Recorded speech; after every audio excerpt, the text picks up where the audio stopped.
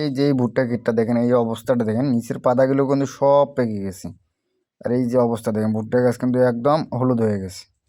আসসালামু আলাইকুম বন্ধুরা, আজকে আমরা জানবো ভুট্টা ক্ষেতের সঠিক পরিচর্যা না করলে বা একটি ভুল করলেই কিন্তু আপনার ভুট্টার ফলন একদম অর্ধেকই চলে আসতে পারে বা অর্ধেক কমে যেতে পারে।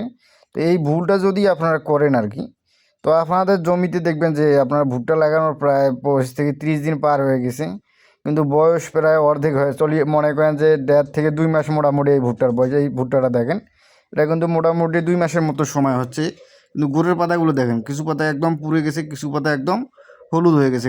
গোড়ার পাতাগুলো দেখেন, প্রতিটা গাছে কিন্তু একই অবস্থা। এই যে দেখেন, মানে পাতাগুলো সব হলুদ হয়ে গেছে, কিছু পাতা একদম পুড়ে গেছে। তো এইরকম অবস্থা হওয়ার যে প্রধান যেটা কারণ, সেটা হচ্ছে এই ভুট্টাগুলো লাগানোর প্রায় অনেক দিন হয়ে গেছে। আর দ্বিতীয় যেটা সমস্যা, সেটা হচ্ছে এই ভুট্টার জমিটাতে মানে সেচ দেওয়া হয়নি, এখনও সেচ দেওয়া হয়নি। তো জমিটা আপনারা দেখলে বুঝতে পারতেছেন, দেখেন উপর থেকেই কিন্তু হলুদ পাতাগুলো দেখা যাচ্ছে। আর কোনো দিকে একটু বড় হয়েছে, আর কোনো দিকে সব দিকে মানে ভুট্টাগুলো বসে যাওয়ার মতো হয়ে গেছে। তো এখানে প্রধান যেটা সমস্যা, সেটা হচ্ছে যে ভুট্টা ক্ষেতটাতে সার পর্যাপ্ত পরিমাণে মানে নাইট্রোজেনের ঘাটতি আছে। আর দ্বিতীয়ত হচ্ছে সেচ না দেওয়া, সঠিক সময়ে সেচ না দেওয়ার কারণে এই সমস্যাটা হয়েছে। তো এই যে দেখেন গোড়ের পাতাগুলো এইভাবে পেকে যাওয়ার যেটা প্রধান কারণ, সেটা হচ্ছে নাইট্রোজেনের ঘাটতি। তো নাইট্রোজেন মানে ইউরিয়া না দেওয়ার কারণে এরকম সমস্যাটা হয়েছে। দ্বিতীয়ত হয়েছে জমিতে পর্যাপ্ত পরিমাণে সেচ না দেওয়া। তো অনেকেই ভাবে যে আমার জমি তো নিচু, অনেক মানে সেচ দিলে মনে হয় ভুট্টা শেষ হয়ে যাবে। কিন্তু ভাই, আপনাকে সেচ তো হালকা করে হলেও দিতে হবে। পানি আপনি ছিটিয়ে দেন, মানে ঢালা দিতে না পারেন ছিটিয়ে দেন, তবু জমিটাতে একটু সার দিয়ে পানি দেন। তাহলে হবে কি, যে আপনার গাছটাতে রস চলে আসবে এবং আপনি যে সারটা দিবেন সেই সারটা এই গাছগুলো গ্রহণ করবে। গ্রহণ করার পর দেখবেন যে গাছগুলো আপনার কালো থাকবে এবং বৃদ্ধিটা মানে চলতেই থাকবে, স্বাভাবিক বৃদ্ধি চলতেই থাকবে। কিন্তু এই যে এই জমিটাতে দেখেন, এটাতে সেচও দেওয়া হয়নি, কিন্তু সারও প্রয়োগ করা হয়নি। এছাড়াও যদি ওনারা আর কি সার দিত, পর্যাপ্ত পরিমাণে সার দিয়ে একটু টেনে দিত, লাঙ্গল টেনে, তো এই সারটাও কিন্তু আপনার গাছের কাজে লাগতো। এবং হালকা করে একটু সেচ দিলে কিন্তু অনেকটা কাজ হয়ে যেত। কিন্তু এই জমিটা দেখেন পুরোপুরি, তো এই জমিটা পুরোপুরি কিন্তু পাতাগুলো হলুদ হয়ে গেছে। ধীরে ধীরে পাতাগুলো হলুদ হতে হতে উপর দিকে উঠতেছে। তো এভাবে যদি উপর দিকে উঠতেই থাকে, হলুদ হতেই থাকে, দেখবেন যে একসময় আপনার ভুট্টার মোচা ছোটো হয়ে এসছে। আবার কিছু কিছু গাছে ভুট্টার মোচা কিন্তু বের হবে না।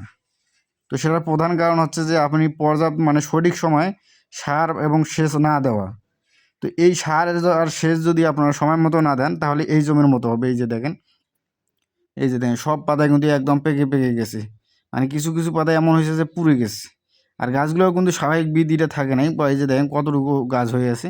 তো এখানকার পাতাগুলোও দেখুন, সব পাতা একদম মানে হলুদ হয়ে গেছে। হলুদ হয়ে কিছু পাতা একদম পুড়ে যাওয়ার মতো, হলুদ হয়েই পুড়ে যাওয়ার মতো হয়ে গেছে। তো এইভাবে চলতে থাকলে কিন্তু আপনার গাছটা বৃদ্ধিটা ঘটবে না, এবং পাশাপাশি যে আপনার ভুট্টার যে ফলনটা, সেটাও কিন্তু হবে না। কারণ গাছের বৃদ্ধি না থাকলে এবং গাছের যে সুস্থ সবল গাছ না হলে ভুট্টা কিন্তু সঠিক পরিমাণে পাওয়া যাবে না, বা ফলনটা কিন্তু সঠিক পরিমাণে হবে না। সেটার প্রধান কারণ হচ্ছে গাছের যদি খাদ্য না থাকে, সে আপনাকে ফলনটা দিবে কীভাবে? তো এখানে দেখেন, গাছের যদি খাদ্যই থাকতো, কিন্তু এইভাবে হলুদ হতো কখনোই হতো না। তো এখানে কিন্তু সঠিক পরিমাণে সার না দেওয়া এবং সেচ না দেওয়ার কারণে এই সমস্যাটা হয়েছে। তো বন্ধুরা, যারা ভুট্টা চাষ করেছেন তারা অবশ্যই সঠিক সময়ে সার এবং সেচ দেওয়ার চেষ্টা করবেন। তাহলে কিন্তু আপনার গাছ সুস্থ থাকবে এবং পরবর্তীতে আপনারা সুস্থ সবল ভুট্টার ফলনটা পাবেন এবং পর্যাপ্ত পরিমাণে ফলন পাবেন। এতে করে আপনার অনেকটা লাভ হবে। দেখবেন যে আপনারা যেই ফলনে আশা করেছেন ততটুকুই পেয়ে গেছেন। কিন্তু যারা আর কি, এই যে দেখেন গাছের অবস্থাটা লাল হয়ে গেছে, পটাশের পরিমাণ, সালফারের পরিমাণ মানে শর্ট আছে আর কি জমিতে। এই জমিটাতে দ্রুত সার এবং সেচ দেওয়া দরকার। তো বন্ধুরা, যাদের জমির এরকম সমস্যা, তারা অবশ্যই জমিতে দ্রুত সেচ এবং সার দিয়ে দিবেন। তাহলেই কিন্তু আপনারা মানে আশানুরূপ ফলন পাবেন। না হলে কিন্তু ফলনে ঘাটতি হয়ে যেতে পারে।